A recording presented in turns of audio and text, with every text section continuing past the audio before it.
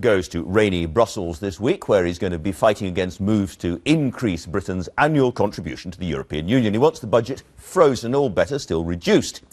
But this will put him on a collision course with his fellow European leaders. Here the mood seems ever more Eurosceptic, and the Conservatives are becoming ever more concerned about the growing popularity of UKIP. David Cameron's one-time rival in the Tory leadership election, now a backbencher, David Davis, will this week suggest a way forward for the party, and he is with me now. Good morning. Good morning. Let's just start with the events of the coming week. Yeah. David Cameron has been sent to negotiate with a pretty firm message from the House of Commons that he has to come back with a freeze, preferably in real terms. There is very little chance of him being able to do this, however, is there? Yeah, it's pretty tough. I mean, even one of the problems is his veto, his sort of final recourse, actually is a rather weak veto because it can be gone round. And if your final recourse doesn't work, then your negotiating leverage is, cut to smithereens, and that's where he is.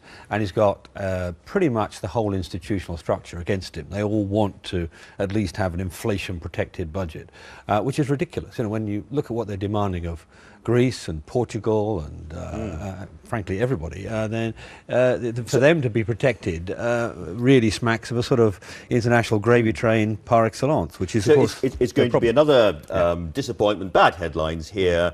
Lots of muttering about must have a referendum sometime, which almost nobody will believe because it's said so often. Well, nobody believes it, and why should they? I mean, the British public have been promised a referendum by the three major parties, and every single one has not delivered. Now, they may have their reasons, but they haven't delivered. And so they feel, the public feel they've been lied to. They won't believe any more promises on referenda, frankly. So what is your recommendation, well, Mr. Doctor? One thing before we get to the recommendation, one other piece of analysis.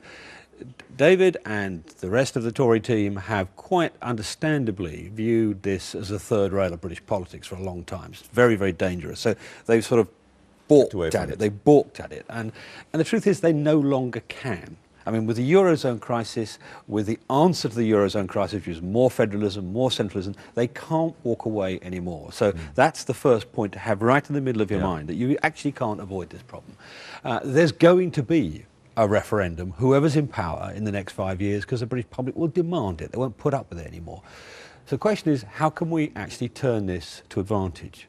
We've got to somehow dramatically change our relationship with Europe. Not a little bit of a power here and a little bit of a power. They've got to bring back lots of powers. We've got to change the constitutional relationship. So you need a discussion, an agreement, presumably by the government, on the list of powers that need to be repatriated, a shopping list. Yeah, you need that pretty much straight away, and it's certainly in the next 12 months. So we know what we're doing, what our negotiating strategy is about, because there is a negotiating window here now, because they want things too. So you want Cameron to initiate that and come up, say this is our national menu. Yep.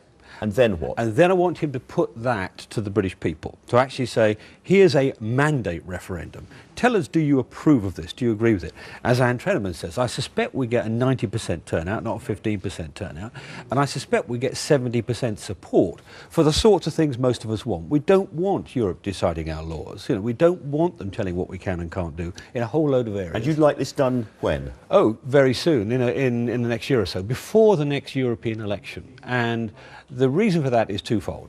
I mean, firstly, it's important for the election. I'll come back to that. But secondly, because it gives the government a huge negotiating lever. The only time in the last 20 years when the European Union has conceded to the nation states, given back powers or conceded components of treaties, is when it's been a referendum. The Irish have done it par excellence with neutrality, where they forced the change in the Nice Treaty, effectively. And others I mean, people say again and again and again, the trouble is it's not practical politics. We go along looking for that kind of radical shift, effectively, presumably, back to the old common market sort of relationship is where you would like to go. That's where you want to go. It's just not practical. We'll be laughed at. We'll be told to go away. Well, you've got to have a lever. And this is the lever. You've got to be willing to exercise the lever. And I'm not the only person to say something like this. I mean, my predecessor as Europe Minister, both of us Europe Ministers, David Heathcote Amery, argues similar, not the same things, but similar sorts of things. Now, we've been there, both of us. We know what this negotiation is like. We know it's tough, but you've got to have the lever. And then, after you have the negotiation, you have your in-out referendum. That's it. You say, you put to the people two perfectly decent options. One is, this is the renegotiated structure. This is what you're really going to have for the next decade or so. And this is the other option, which is to leave. And, actually, that's not a frightening option to me. And to scupper UKIP, which is presumably also part of your intention, the Prime Minister must actually commit to a specific date to do this in a measurable time, not just talk about it generally. Well, not necessarily a date. What he has to do is put it in law. He has to put it in law and say, when we conclude this negotiation, then we will put the outcome to the British people. And is this just David Davis speaking, or is there a groundswell, a movement behind this idea? There have been a number of other people coming along and supporting it. The likes of the youngsters like Dominic Raab, Bernard Jenkins, people like that have begun to pick up, particularly on the mandate referendum and the double referendum idea. So it's beginning to get purchase. But what's more important, actually, is now is the time. Okay, yeah. There's a historic opportunity. We should take it. David Davis, thank you very much indeed for joining us.